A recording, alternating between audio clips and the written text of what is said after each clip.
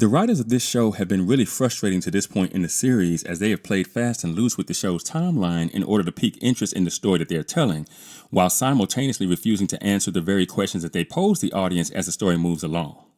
And that being the case, it's not at all out of the question that Season 3 could end with a lot of loose ends remaining.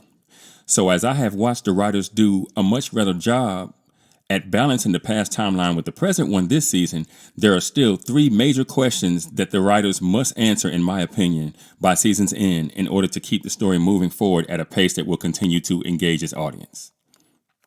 The first question that needs to be answered in absolute fashion is, who burned down the cabin? The second question that needs answering is, who killed Lottie? I thought it was rather interesting that the writers killed off a major character in the middle of this season.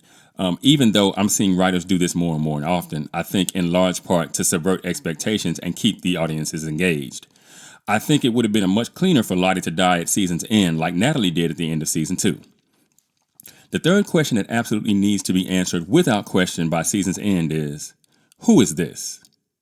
This show has proven that they will introduce new adult Yellowjackets as the story progresses.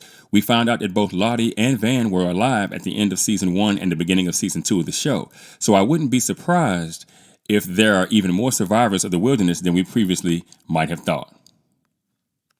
Yeah, you guys know, if you've been here with me for a while, that I've talked at length about how the past timeline is more interesting one in this story. And I give the writers their props for trying to balance the past and present storylines a little more evenly this season. Now they just need to finish the job. And if they can nail the dismount, I think the show may be able to reverse the feeling of growing disinterest among casual fans. But what do you guys think?